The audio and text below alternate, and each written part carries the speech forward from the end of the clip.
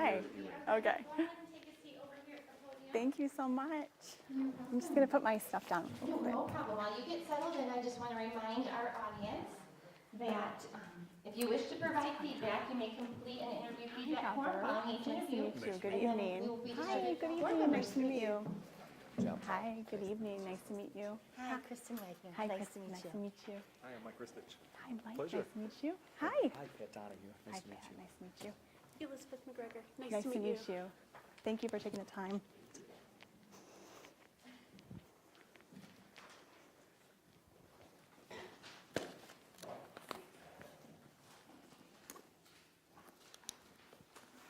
All right. Now we will proceed to our interview with Rachel Kowalski. She is our next candidate. Welcome. Thank you for being with us today. We have had the opportunity to review your resume. Please tell us what specifically interests you in the Waterford Superintendency and how your background and experiences make you a good fit to be our next superintendent. Well, thank you so much.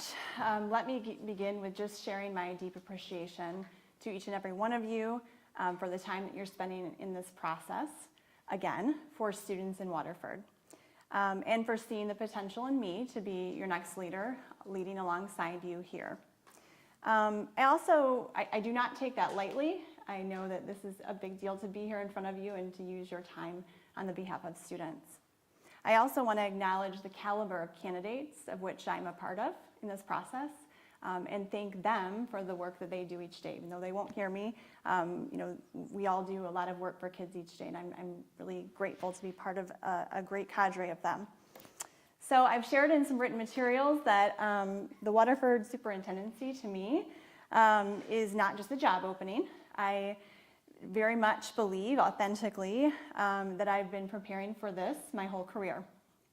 While last fall was likely disappointing for you all, I watched from afar and felt a gentle pull to apply last fall. However, as a sitting superintendent, the beginning of the fall is not an ideal time to leave people you deeply care about and kids you deeply care about. And so while I know it was disappointing for you all, the data that you have, both qualitative, quantitative, has pulled me back to this opportunity, and I'm very grateful to be in front of you this evening. What interests me are those opportunities that I see. An opportunity to elevate Waterford. I see opportunities with school and choice and enrollment, of which I have a depth of experience with that I'll share with you this evening. But to elevate the district through my experiences in diverse districts here and in Florida. I know as a current superintendent, sitting superintendent in a small district, what wearing many hats is. I one day could be helping fix a well with our facilities director and driving out to our third smaller school, which has Amish students there. Just a wonderful opportunity that we have there. And everything in between, HR, and supporting our building principals. But I also know silos that are in big systems.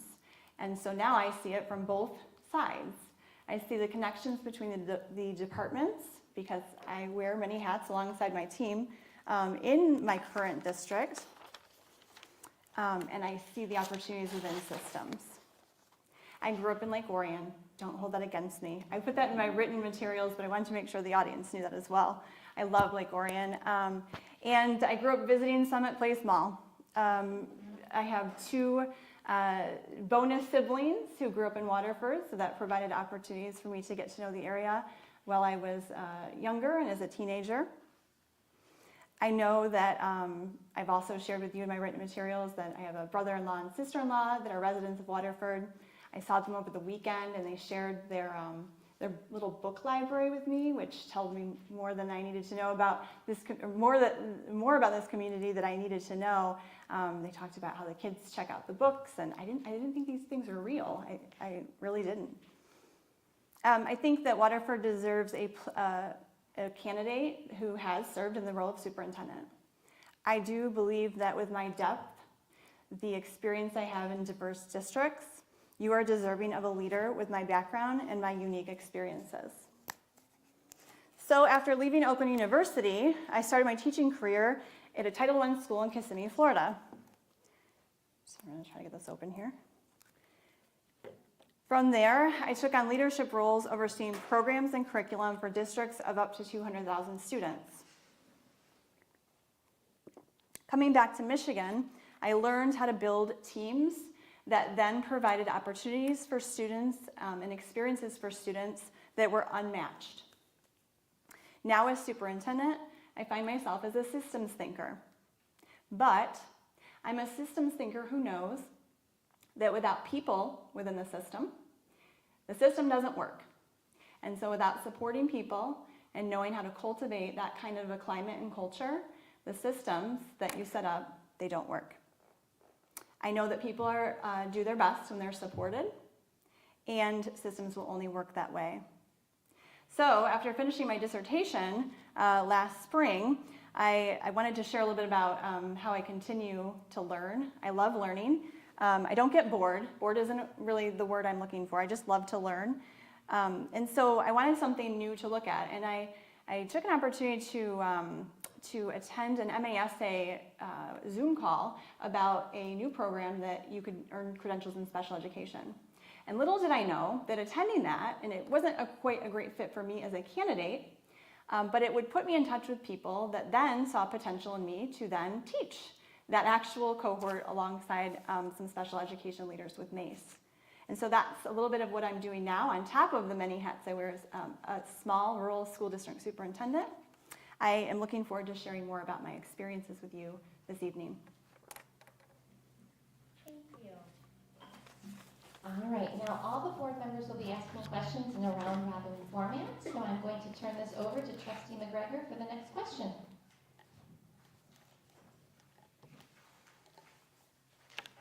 Please share an example of a time you have led a sustained multi-year improvement initiative, such as a strategic plan. Be specific regarding the situation, the task at hand, your specific role, and the outcome. Thank you. As a current superintendent, I did select to talk a little bit about our strategic plan in Colon. First of all, leading the development of a plan, you have to go in it with the eyes that this isn't just about the plan. It's not even really about making it, although that's breathing life into it through feedback and through input. But it is the groups that you put at the table and the intentionality to make sure the plan comes to life. So you can build the plan, but when it sits on a shelf and it isn't a living document and it isn't intentionally embedded in your work, in the work of your staff, in the community, it's a document of which you have on a shelf. I arrived at Colon and there was no plan. The district had done some deep work around instruction, but what was interesting is that this deep work around instruction didn't connect to other departments. So we all know that all of those things touch instruction, and so it was a little disconnected. Although there was some pieces there that we used and got feedback on and used as part of the plan. I definitely saw in the survey results in that first week message to the community, there was hunger for some direction, for sure, absolutely. But to have some shared ownership, we had to wait until the fall, right? Teachers, remember this is 2022, so COVID had happened, and not that they're not exhausted today, all educators are very tired supporting students, but there was some exhaustion. And so, kind of waiting until late August and early September to get started. But it became very clear in board committee meetings, we were talking about use of ESSER funds and our sinking fund, that a plan was very much needed. And that's actually where we started. We started with the area of facilities. So we had ESSER monies that needed to be, of course, allocated to learning loss, but there was some plans to use them for other things. And a sinking fund that I desperately wanted our public, who had invested in us, to see the outcomes of those things. And so we actually started with facilities. And from there, each time we brought an area to the board, they would look at it, give feedback, and when I say we, the team, built on reflective meetings with teachers and focus groups and survey results. They would give feedback on it, I would take it back to a couple of teacher leaders, and then we would bring it back to them. So we actually built the 4 areas from October of 22 until April of 23. But what I really want to share with you is actually since April of 23, when it was adopted, what we've done with it, because that's really where the work is and where the rubber meets the road. So we have, in terms of action that I've put into this plan, it's embedded in our twice monthly leadership meetings, so it's on the standing agenda, and it's not just strategic plan, it's specific areas that are embedded in the annual work that we're doing. It's an in-depth plan. I've been told it's long, but it also provides transparency to our stakeholders and our community. So on the very right-hand side of our plan, you actually see narratives of the work that we've done, and you see narratives when we haven't gotten the work done. And that was really important to me to accomplish with our team last summer. So the community kind of knew the things we'd worked on. Of course, they're seeing them come to life in their children's, through the lens of their children, but it was transparency for the community. Waterford's plan looks like it's coming up in a year or so. I did have the opportunity, of course, to look at your plans. First go to, right, when you're ready to meet a board and talk to them about their district. And I do see some dated data in there for sure, things that we're facing you all at a very different time. And I'm so looking forward to diving into that work and replicating some of these things with you and alongside you and your team. The plan has actually been adjusted based on data. So last fall we did a full update based on some state assessment data. And I want to share 3 things to end this with some areas that we have adjusted. So we actually added math at the secondary level to our strategic plan. Our principal is super excited about this because she actually just ended March is Math Madness Month at Colon Junior Senior High School to coincide with March's Reading Month at our elementary. And so tying in some areas where the data isn't showing progress, we've been able to adapt our plan. We also added an area for science and social studies at the elementary level to show that our vision is to have a whole child and curriculum that touches all areas. And we added an area for teacher and staff support, so being clear and transparent with how we do that. And those are some ways I've been involved in a multi-year strategic plan that's been adjusted and monitored through that time.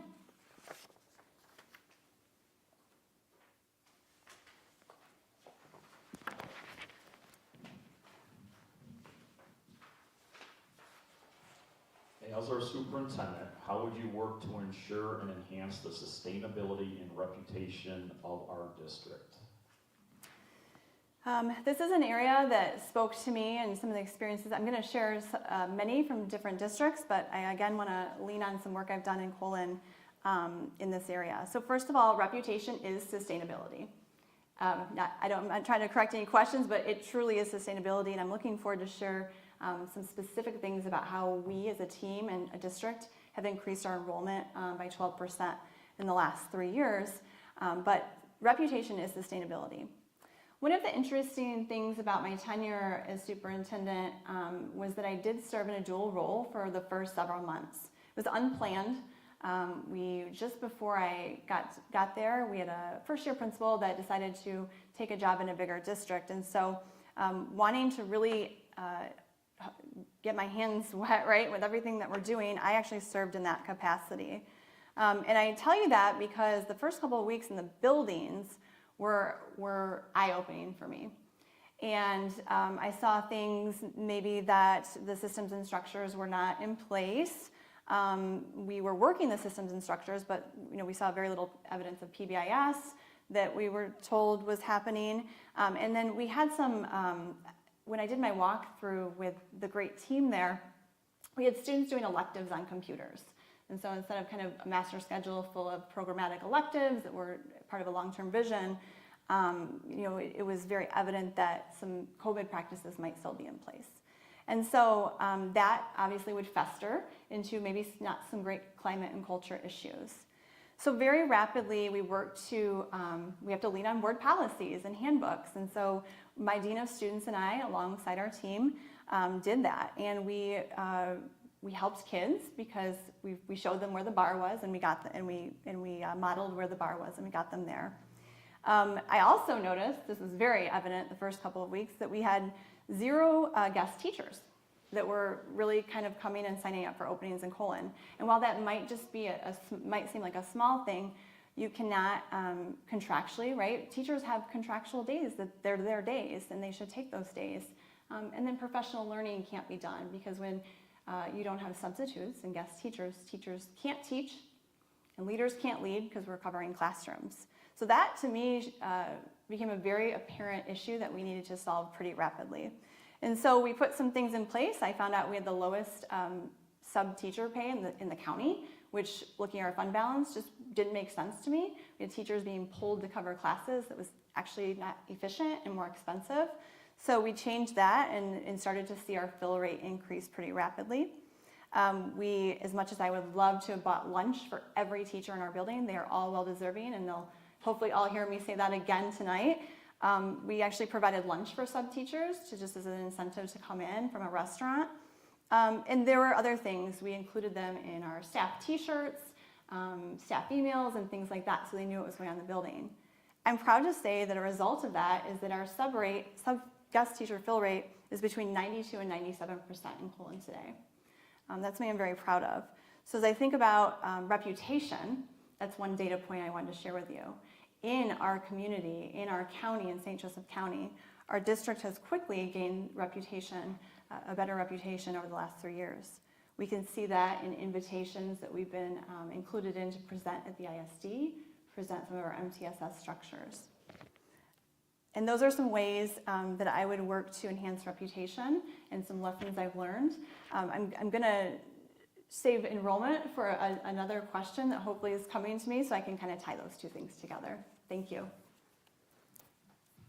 Excellent, thank you.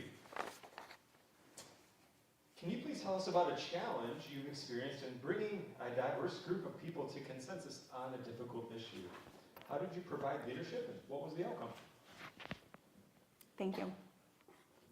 My team did a Dare to Lead book study last summer, so it's cliche, but I will say that there's a few Brene Brown quotes that come to mind right now. One is that leaders, it's uncomfortable.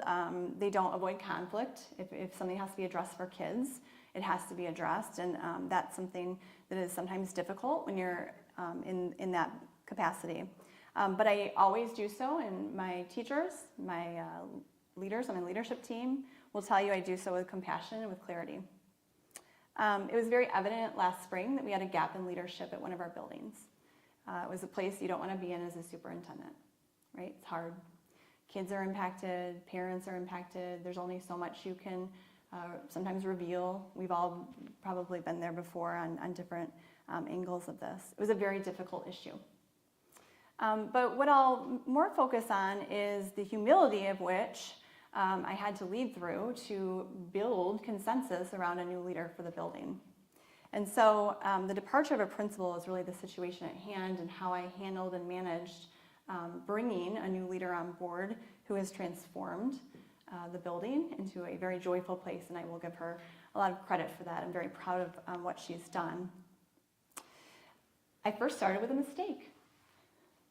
So I had this vision of what the parent group would do to be a part of it. And I assumed that clearly the vision that I had was the vision that they would have. And so tonight, I hope what you'll gather from me is that I always lead through humility, and I do make mistakes, but I also made a lot of great decisions during this time as well. And so I had to be open to their ideas and the way that they wanted to participate in the selection of a new leader. But the hardest part was pulling together, just before June, a staff, some of which were just exhausted from the things, a handful who had lost some trust, another handful who had plenty of trust, and bring them together to find consensus on what we were looking for in a new leader. And so I did that. It was uncomfortable. It was the week before school got out, right? Everything's due. And of course, a voluntary meeting, I think about 95% of our staff in that building showed up, and I led them through a protocol. And this protocol, I had stayed up 3 nights before to make sure I just hit the right tone and the right place. And I had them lead the development of the job posting. So they helped lead the posting of what students and staff in that building needed from a leader. And I typed it, right? There were things I looking back, I probably would have put in there too, or things I didn't quite think needed to be there. But it was really important to me that they owned some of this, that they owned a lot of this process. Not only that, we sat down and looked at a calendar of the month of June. And this group of about 20 staff members, teachers, paraprofessionals, and otherwise, helped design a process. They designed 3 rounds, of which so creative and solution-oriented in terms of who was going to be part of this. And in the end, we brought them to consensus on the selection of a new principal. The results speak for themselves, the climate. I've had teachers tell me I enjoy coming to work again. There's not some of the things that we were experiencing before. And so how I would replicate that in Waterford is I would, again, lead through humility. I make mistakes, you'll hope, if we get there one day, you'll call them out and we'll learn from them and grow from them. But from my experience, I tend to make decisions that are rooted in compassion and clarity and children.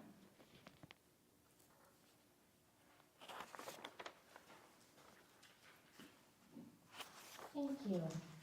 All right, the next question. How do you maintain visibility and accessibility for staff, parents, and community groups? Thank you. Well, one of the first things I did was I moved to Colon. It's a big jump from Royal Oak, Michigan to Colon, Michigan. It's pretty cool. And I still live, we live there, and my husband and I live there, and we love it. We both are products of Oakland County, so certainly would love to return. I would live in Waterford as well. But I think what's important about this potential to come across to you is that sometimes it's not physical visibility that's important. And what I mean by that is you're building these sustainable relationships where you're communicating psychological safety and this willingness for people to come to you when you're not visibly right in front of them, right? Because we know that there's other methods of communication and getting information to people now. So I definitely believe that building that safety around relationships within the district with parents, if they're willing to, I had a community member reach out to me about a month and a half ago. We had a really difficult situation. It was 11:50 at night. Can I call you? Of course, I'm up, right?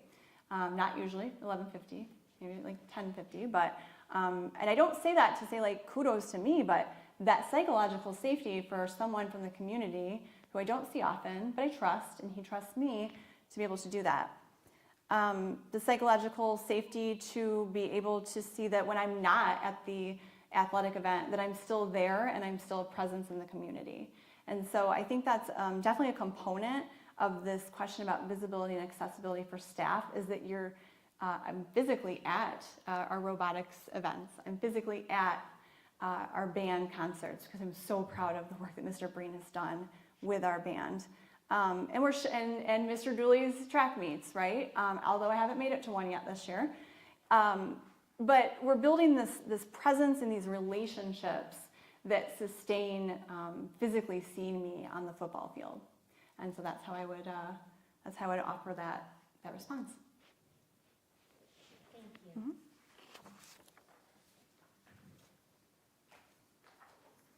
Share an experience that illustrates your commitment and capacity to providing an inclusive and responsive environment for all students and staff, while also ensuring a transparent decision-making process. I was really excited about the opportunity to share some work I did in the school district of Osceola County. And I think this really speaks to how I've done that. So my assistant superintendent came to me, district of 60,000 students. I oversaw K through 12 social studies. Surely I worked a little closer with secondary teachers, but could be at an elementary in the morning and a high school in the afternoon. In a team meeting, came to me with a challenge to find accelerated pathways for social studies students, right? We had done biology, every other content area, and this was a new opportunity for us to accelerate our students in 8th grade. And at the same time, I had finally kind of had enough collaboration.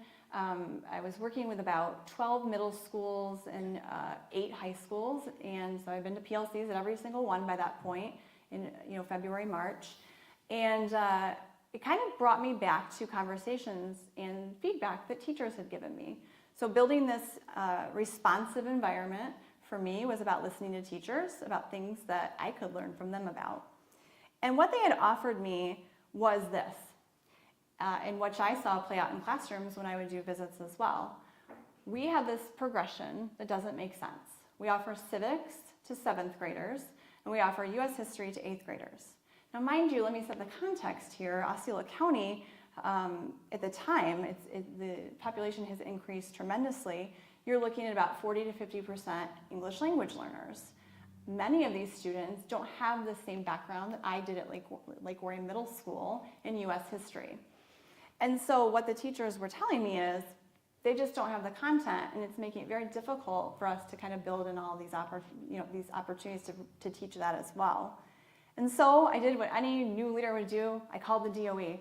No, I did, and I said, is there a reason that we're doing it this way? And it's almost like, they hadn't been asked that before, which was great. So we became the first district in Florida to change our progression for middle school civics and U.S. history.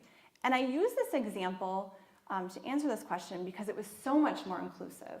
We brought on an accelerated pathway, so now we had students that could take U.S. history, civics, and high school world history, building in those credits. And we also were very responsive to the needs of our students. This set me on a trajectory it was a turning point, I think, in my leadership tenure in Florida, being the first district to do this. People were calling and figuring out what we did. The results, I was sort of tapped on the shoulder for a different position at the end of the first year of the real results that we saw. We had double-digit increases in our EOC scores.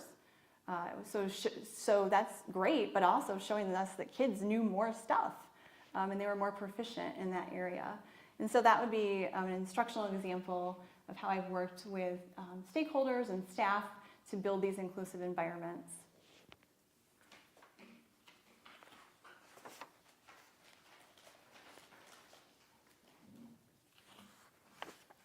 How do you decide when it's appropriate to involve others, such as teachers, other administrators, students, parents, or the board in your decision-making process? Thank you. My AP government students, I still teach 1 day a week, would love to have decision-making in everything. I tell them they cannot. And maybe one will be listening tonight. But I really want to talk a little bit about first, just great work on Stepanski. It's amazing. I loved watching the ribbon cutting. I've obviously done some research, watched the board meetings. Just really spoke to my interest in early childhood. And as a former high school teacher, that might surprise you, but in Florida, connected with some networks that really looked at early childhood education, and just was really amazing to see that. I was not aware of that until this process. If a decision impacts someone, then they should be part of it. And that's not to say they're going to make the decision, but they should be part of the outcomes of it. And so I will talk you through some work I've done with GSRP, and that's where I kind of related with some of the work you've done here. I noticed very quickly that in 2022, our GSRP programs did not fall under the umbrella of Colon Schools. In 2017, for whatever needs the district had at the time, it had been moved under the ISD umbrella. So while the ISD executes the grant, they had actually taken the program under their wing as well, and it was staffed by them. What that played out, as I had seen in Clintondale, those were our employees and they were part of our culture and part of the school, was this disconnect. And they're wonderful people. In fact, they work for us now as Colon employees, but there was a disconnect for sure, and that wasn't going to help with our enrollment efforts. Not only that, unfortunately, the ISD could not staff the second classroom. Now, that was obviously frustrating for me, from the team, the board, and myself. And so the first decision I think I'll talk about and who should be involved was bringing the GSRP program back under our umbrella. That involved getting our board members, our board president first, hey, what are the ramifications here? I'm new here. What's going to happen, right? But what was best for kids in our community was to do that. So the situation at hand was to bring it under the umbrella of the district, which required me to renegotiate contracts. I had to bring the employees under the teacher's contract, which was really exciting and great for hiring for that second classroom, by the way. We had an amazing candidate who is still with us today. And then I thought I had that all tied up in a nice, pretty bow. And then we get that information from MDE that says you can do 5 days a week now. And here I am thinking, I know this community. This would be amazing for these families, right? If you know anything about GSRP, it used to be 4 days a week, and many of them still are. And it's very challenging sometimes in small communities without childcare to get that last day covered. At the same time, these are teachers who had been using Fridays for planning, for this intentional work they did together for years. And I recognize that. But I had to go to the table with them through this lens. This is what's right for our families and for our kids. Here's the data that tells me that. And I need you, and not how are you going to do this? How are we going to do this? It's July 25th. How are we going to do this together? So we all put our heads together, and it was like, okay, well, if we can't have Fridays for planning, what does this look like? And we worked together on a staffing plan. I will tell you, I am not proud of some of the effects of that staffing plan. There were gaps. There were for sure gaps the first year. But then last summer, we came back to the table and we found a better way to staff during those times that the teachers were planning, and it's worked better. But what I'll do again is this June or July, I'll sit down with those two teachers and the associate teachers again. We'll come back to the table and we'll keep refining what this looks like. But it's been great. I just deeply believe that this is a great example of when something that you do, right, it's not immediate safety, those things I'm going to do on the spot without consulting anyone. You have to involve people. And it's not necessarily that they're making the decision, although I will tell you I've made lots of decisions that have been impacted by what other staff and teachers and community members felt, but they have to be part of the outcomes and the decisions that go along with that. Considering your past accomplishments, what are some of the reasons for your success? How have you overcome the difficulties you may have encountered? Thank you. A path like this, you encounter challenges. I've done a lot of the work, I think, including finishing my dissertation. That was a process. But I finally sat down one night and said, I'm going to do this. I got to do this for me, not because I want to be a doctor, right? That's kind of like the after effect, but I want to do this for me. I've done it through a lot of hustle, quite frankly. I don't have great boundaries when it comes to work. I have to do better. That's an area of opportunity for me to model that better for my team. But I have a great support system. I have a husband who, when I get home and say, like, I have a lot of work to do, it's like, it's like, yep, I know, that's okay, right? And so I'm really grateful for that. I have a great support system. I have a wonderful family that still lives in the area, and I don't get to see them as much, but they're great supports to me. I have a high functioning team, of which I think I'll get to talk about tonight, and I'm really excited to talk about them. They're amazing people. So I think that those are some things that I rely on to get through challenges when I'm thinking about the work that I have to do to get things done for kids and for me and for my family. I will share too, just frankly, last late spring and early summer, I shared a difficult experience. It was a really hard time for me personally, professionally.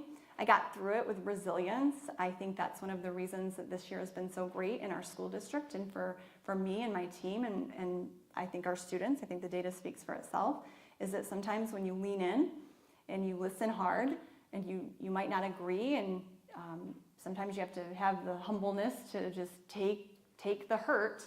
I think some of the ways I've done that is just through a lot of hustle and believing that the best is to come and that there's joy out there. And at the end of the day, I keep in the work and keep focused with the kids, and that's what matters most. Yeah.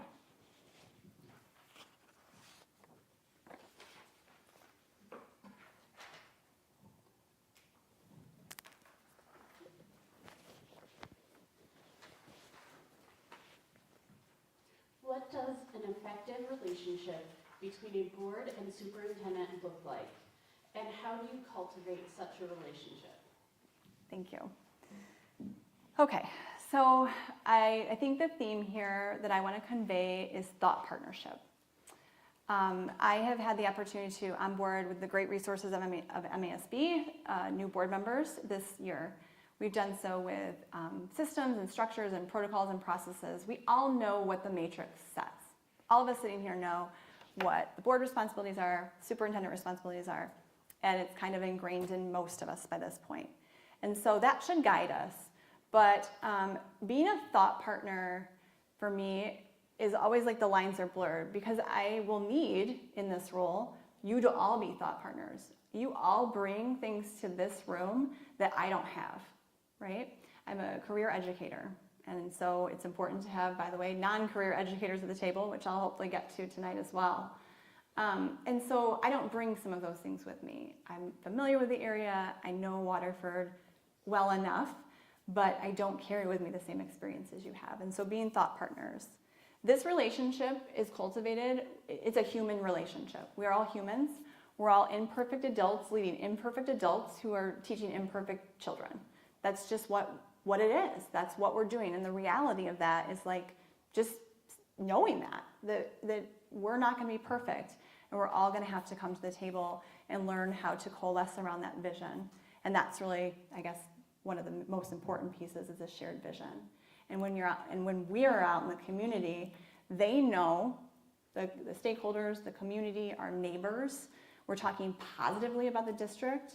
We cultivate it by making sure that staff is supported, because they're out there at the grocery store talking about working for the district. And so you're cultivating this relationship through a shared vision, and it's sometimes in the little things. So one of the, our board president currently, her son teaches at one of our schools, and he does silly things, and occasionally I'll send a picture of it. And those are just the little, a text message picture of it, right? Here he is dressing up in another costume. But that's how you cultivate it. You cultivate it in the small moments, not the big board packets, because actually I've been told I have excessive board packets and I need to tone that down, and so I'm working on that. I also, I've mentioned boundaries. I'm exceedingly responsive, excessively responsive, passively might be part of that. I'm being honest tonight at this table. I've been told by a couple of colleagues, my board members, please don't read this tonight. Good luck, right? And really why that is because I'm so passionate about the work that we do, right? We all do this work. The staff does it for kids, and the parents come and drop them off, and they put this trust in us. And so I'm going to read the email tonight. But I want to talk about a quick example of what I mean by thought partnership, and that is really what has guided me through the last 3+ years with a board. Early on in my time in Colon, it became very clear that our technology partnership was no longer working for us. We were in a contract with our ISD to get shared services for that. And the staff, right? The staff, oh, she got it. It's not working. We have no replenishment plan. I didn't have a spreadsheet showing me when Chromebooks were going to be renewed. All of the things that happen when you have staff turnover, no fault of anyone, right? But the partnership wasn't working. It wasn't functional. And so when I say thought partnership, as it turns out, I had to learn a lot about E-rate and student information systems as the process went on. I'll save that for another day. But I reached out to our board president first. Hey, this could potentially be a political thing, right? I know it needs to be done for staff and for students, for the leadership team, right? The frustration's growing. But where does this get us if we do this? And so we worked through that. We worked through what that looked like. We talked about the people involved, the communication that would have to happen.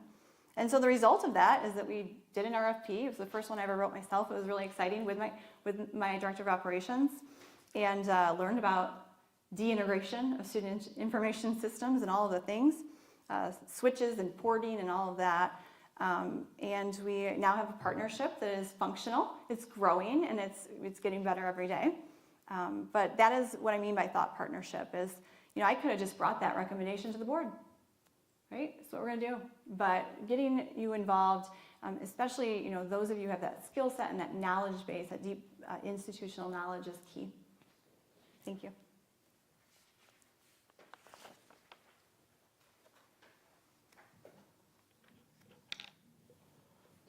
Please tell us about your experience with school finance and how you develop budgets that gain broad support. Thank you. So my experience and skill set with school finance kind of goes back to managing large curriculum budgets for big districts. It's hopefully no surprise that social studies got the short end of the stick. So I had it was fairly larger budget by scale of curriculum budgets here, but had a little bit to do with a lot of teachers who wanted to do different things. So I had to really manage what that return on investment was for kids, right? Is where are we putting these monies and what is it doing? What are the outcomes? What is the data telling us? I think, coming to Michigan and being a curriculum director, we had a district, I joined a brand new team. I think the director of finance and I started the same day or within a day apart. It was a new team for our interim superintendent. They were in pretty serious financial difficulties. And so quickly learning about my role to systemically and systematically support the budget through grants was all new learning for me and something I think I'm very good at and I've done very well within Colon. Although post-ESSER, as we know, that skill set might not be as useful. Budgets are built in 12 months. Continuously throughout the year. They're not built in like the 2 to 3 months leading up, although committee meetings always increase, right, as you're preparing to present a budget. But I guess I would just lean on a budget needs to reflect our values, and so if you don't have a strategic plan or a strategic action plan or whatever rendition the district, the schools have in place, and a school improvement plan as well, you can't have any budget to reflect anything. So that's really important and key. And it's something I've learned definitely in school finance that you have to have. A budget is a direct reflection of your values of students. Where are you putting those monies? How is it conveying to the community? How is it conveying to your teachers? How is it conveying to kids what matters? And with enrollment data that I've reviewed for Waterford schools, I think this is definitely an area of opportunity. So revenue is a big part of the budget. So I won't, end a question about budget and experience with budgets without talking about revenue. Where does the revenue come from? These darling, amazing families that we have that, for you guys, many of which have left the district. I'm looking at about 1,700, which I could find. And so what are we doing? What is systematically built into our daily work to make sure that these families are not just revenue sources for us, right? But they're here, they're with us, they're part of the community, and they're not going elsewhere. And so those are some experiences that I would have as school finance, and I think the revenue part is just as important as the budgeting piece.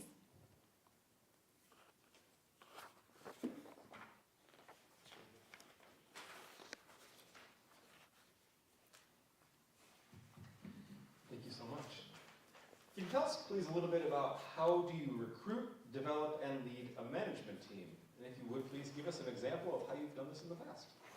Thank you. So building, developing, and leading a leadership team is profoundly some of the most exciting work I get to do because they're the ones that deliver the results for kids and for parents and for families. I will share that my time in Colon has completely shifted how I approach this transparently. My current team is made up of mostly non-traditional educators and leaders. I am so proud of that. I am so proud of potential in people and processes that they manage and they lead and that they tweak and they bring to me and they're delegated to. I have a principal that started as the Dean of Students. Like I said, I took on that role at Colon Junior Senior High School unexpectedly, but very, very quickly did I recognize the capacity in this person who was not from the field of education originally to completely transform and to uplift culture and climate in that building. It was something I couldn't have done. I'm being honest. You have a small district with veteran teachers, amazing people, some of which I call friends, but she has completely lifted up that building. I also, at the same time, we had a vacancy for somewhat of a counselor position, but we really went to kind of look outside that lens and be inclusive of MTSS, behavior supports, and found someone with a parent and family engagement background. That's something that you know from my resume. I've served in K-8 and 6-12 principal positions, but my skill set and my jam is central office district leadership systems work. And so looking at a candidate like that, bring her to the table, right? We don't have this on our team right now, and so putting a team in place. I recently, last fall, our director of operations, she actually started in a position. We started the same week. We're like, what are we doing? We don't know yet, but we figured it out pretty quick. She was promoted to director of operations. She is amazing. She has this uncanny, and the Colby assessment told us, skill of bringing together people at the table and making sure that everyone is heard. And I'd like to say I do that well, but she does it better. And finally, and I asked him permission to share this, our athletic director, a Waterford Kettering graduate, right? So proud of him. He came from a pool of over 30 candidates, a process that was delegated to my principal, right, as her first big hire for her team. And I'm so proud of the team I've built. The results speak for themselves. Our iReady data, we have kids that are having multiple grade levels of growth. They're engaging with their peers. There's kindness in our buildings. There's kindness among adults, but very importantly among students. And so when you build people and you build capacity and you look for people to round out a team that isn't necessarily just like you, you recruit the right people, you develop them, and then you lead them and you show them the way.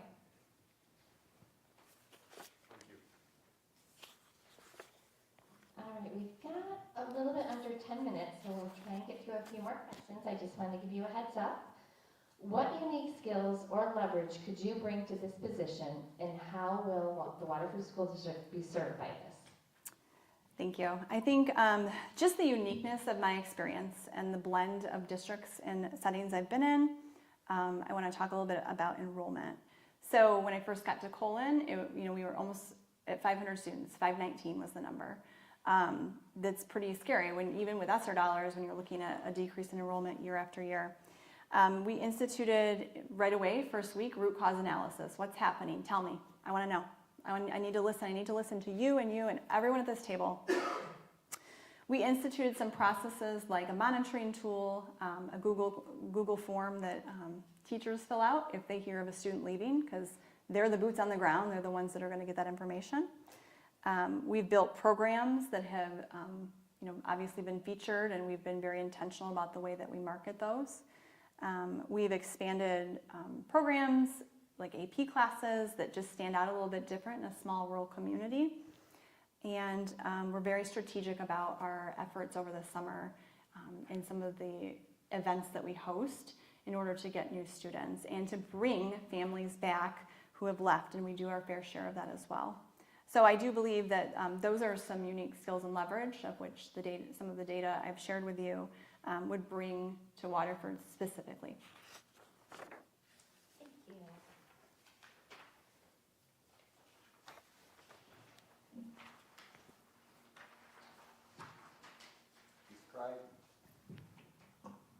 Describe how you function and communicate effectively and respectfully to staff and community within the context of varying beliefs, behaviors, and backgrounds. Thank you. Kind of going back to the last question, this adaptable leadership and this, ability for me to kind of adapt my approach, and I'm always listening, but how I'm listening to people through the lens of what they're telling me. In Orange County Public Schools, I could spend my afternoon at Colonial High School with almost 70% new English language learners, and the next morning turn around and go to Jones, who I just deeply, loved all of these kids, but 99% of them were African American students of color. just the ability to approach these peoples, the people, the processes, the leaders there through the lens of their challenges and their opportunities they were seeing. So one example of this was our almost $2 million textbook adoption in Osceola County, right in the crosshairs of a Florida textbook adoption with board members from 5 different districts asking 5 different sets of questions. And so very early on, I learned that the way that people believed was influenced sometimes by their backgrounds, and that's what they should be influenced by. That's who they are, and that's what they bring to the table, and it's really important. I brought together any teacher who wanted to be there, and then we brought parents together from each district, and it resulted in this great conversation over the course of 3 months. Here are the rubrics for the books. Here are the standards. Here's what we're looking for to meet the needs of St. Cloud kids and Point Siena kids. And so that's an example of how I've communicated out a process and functioned within it. Very diverse beliefs and backgrounds, and I think you can see from my range, I'm currently in a small rural district, but I've been in Clintondale. I mean, the ability for me to lead with this intentional approach to children and what children need, that transcends everything. All right, we've got about 5 minutes, so we'll see how long this next question takes, and we'll go from there. Tell us about a time when you created a work environment in which people wanted to do their best. How did you create that climate, and what was the result? Thank you. This was one of my shortest answers, actually, because I built upon some of the principles that I've touched on and that you've asked about. When you create opportunities for people, when you support them with discipline, and you get subs in the buildings and make sure they're covered, you create an environment. It's not a fancy process, right? Where people feel seen, where people feel like that when they come to work, they're a professional. And so those are some ways that I've done that, and just being proud of the district that they work for.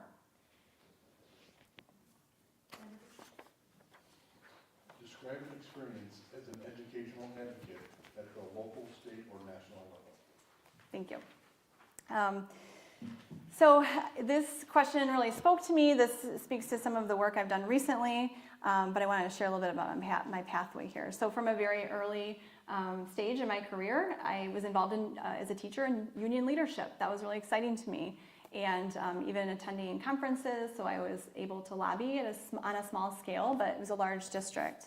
And that got me excited about some of those things. From there, I've mentioned some of the work I did with social studies. I connected with leaders in social studies and became the secretary, vice president, and then president of the Florida Association of Social Studies Supervisors. It was on that statewide stage where I gained some footing in terms of things I could change, things I could impact, and things that I didn't want to change and impact. One of those was a financial literacy mandate. I was really excited when Michigan instituted that, because it's a new class, but Florida was trying to put it into the econ class. And we were just really adamant that this 160 standards in a semester-long econ class was really going to take some of that content away from kids, and so that was something I was part of. I was also part of civic standards revision there as well. It's been some of my most recent work that I'm really excited about, and just getting connected a little bit more deep with the Michigan leadership. And that's some of the work that I've done with MESA's Small and Rural Task Force. So, going to opportunities with my colleagues across the state, I've been part of big systems. Like, you don't have to drive a bus in the morning in big systems. But sometimes in Colon, we're short, and you do that. And so you kind of feel this camaraderie in small districts about the work that we do. And so recently we had a lobbying day. I just felt very empowered, especially from a small rural community that I'm from, to be able to advocate on this stage and be part of a cadre of folks who are interested in some of the same things. And so that's one way I have recently advocated for education. I'm not sure we're going to have enough time to get through the last question, so I do apologize for that. We did get through most of them. So we do appreciate your interest in our superintendent position. The board is interviewing a number of candidates, and we will contact you if you are selected as a finalist. Thank you so much for coming. We did enjoy meeting with you. Thank you so much, President White. And please, if you fill out your feedback forms, make sure that you give those to Greg, and we'll pass them out to the rest of the board.